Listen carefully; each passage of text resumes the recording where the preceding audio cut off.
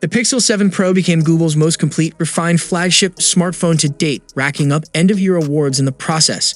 With its incredible photography processing and smooth, intelligent software, it put plenty of 2022's early-year launches out of our minds.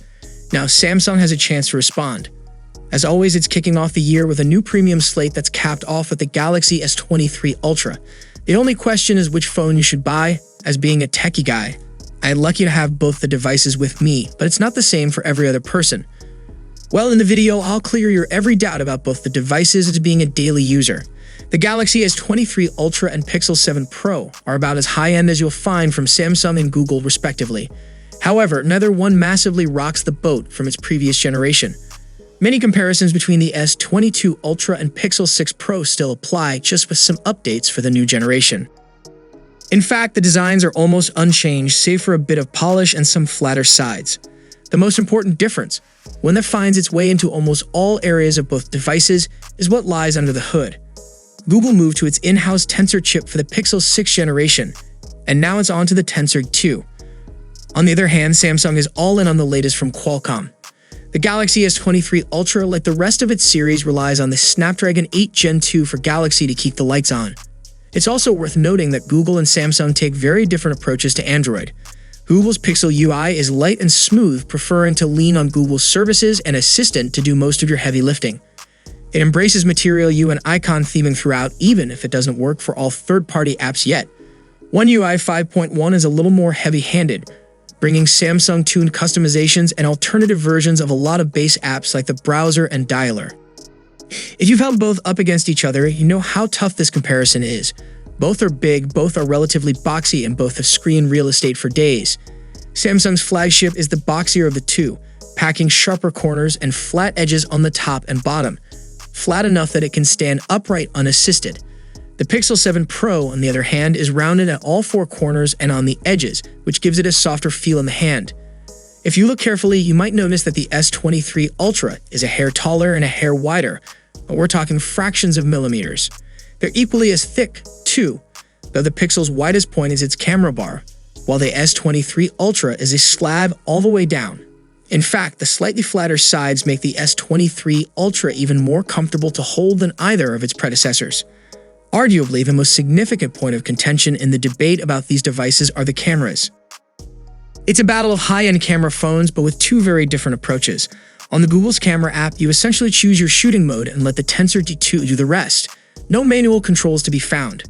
Besides boosting its megapixel count, Samsung is more willing to give you in-depth camera controls. You can shift to Pro mode or Expert RAW to fine-tune everything from the white balance to the ISO and shutter speed. Expert RAW is still a separate app you'll have to download, but it allows you to capture and export RAW files that are much easier to edit in apps like Lightroom. Most of the people don't prefer to shoot in Expert RAW mode or any other manual setting, rather than opting for an auto mode and let their smartphone do everything for them. Overall, it's a user preference to opt for either one of the camera setup, but if you'll buy any one, you'll not regret your decision. Now both just about to set the gold standard for the best Android flagship battery life. You'll get a full 5,000 mAh cell no matter which way you go, though your mileage may vary. We've seen the Pixel 7 Pro take steps forward over its predecessor thanks to better heat management from the Tensor 2, but it still drains quickly under heavy load. You should have no problem stretching into a second day of usage, though it might be tough to scratch 2 full days. As for the S23 Ultra, it's on its way to becoming the battery life king for early 2023.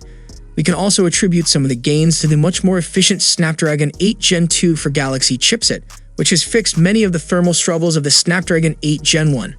It's difficult to come out and recommend either of both as the definitive choice. Both represent the best of their respective brands, but they take two different approaches.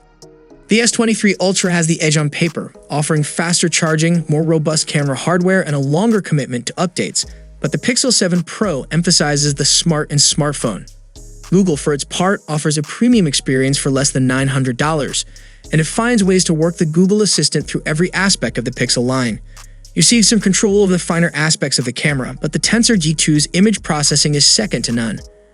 Feature drops keep the Pixel 7 Pro fresh and new when Google creates new wrinkles like VPN by Google One. You might also have to consider which device you're upgrading from.